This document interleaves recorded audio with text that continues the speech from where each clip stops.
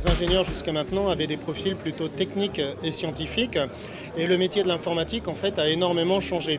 Il y a quelques années on parlait par exemple du génie mathématique français qui consistait à faire des programmes informatiques très performants, très rapides. À l'heure actuelle on le voit bien par exemple avec le cloud computing. Le cloud computing on ne vend plus de l'informatique informaticienne mais on vend des services à destination des directeurs généraux. Donc le rôle des ingénieurs a complètement changé dans la mesure où on ne leur demande plus vraiment de parler le langage de l'informatique et le langage de la science, mais le langage du business. Et ceci passe notamment par la numérisation des entreprises qu'on appelle la digitalisation. Alors je vous donne des exemples très simples.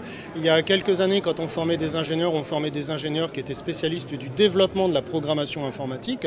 Maintenant, on forme des ingénieurs qui sont des spécialistes de l'intégration et du paramétrage de logiciels déjà programmés en vue de coller complètement aux spécificités dans l'entreprise dans laquelle ils déploient les solutions.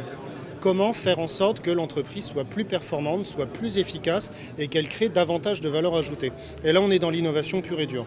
Donc l'innovation, il y a 3 moyens d'innover quand on fait de l'architecture d'entreprise. Le premier moyen, c'est l'innovation par les produits. On essaye par des nouvelles technologies, notamment d'essayer de proposer des services à forte valeur ajoutée pour les clients. La banque en ligne, par exemple. On essaye d'innover par les processus de production. Regardez par exemple comment sont gérés les contrats dans les banques ou dans les assurances. Avant, c'était des modes de fonctionnement plus ou moins manuels. Maintenant, c'est complètement informatisé et numérisé. Et on essaye d'innover également par les processus de distribution. Alors vous prenez Amazon, il n'y a pas d'Internet, il n'y a pas d'Amazon. Alors que Amazon, à la base, c'est un libraire et c'est le concurrent de la Fnac avec ses magasins en dur.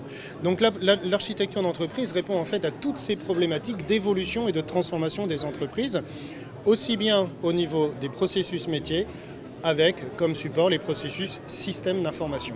L'architecture d'entreprise est décomposée en 3 niveaux. Vous avez l'architecture des processus métiers, l'architecture des processus systèmes d'information et l'architecture des technologies de l'information. Est-ce que vous connaissez à l'heure actuelle une seule entreprise qui peut se passer de son système d'information? Vous prenez une banque, si l'informatique s'arrête, le métier s'arrête. Même un plombier et son entreprise de plomberie, il a besoin d'un ordinateur pour gérer ses clients, pour gérer ses factures, etc. Donc, à l'heure actuelle, il y a une dépendance très forte du métier à partir du système d'information. C'est pour ça qu'on gère de plus en plus les systèmes d'information, non pas avec l'aspect technologique pour les raisons que je vous ai évoquées tout à l'heure, mais par rapport à la création de valeur et les retours sur investissement qu'on peut faire de manière à servir davantage le métier.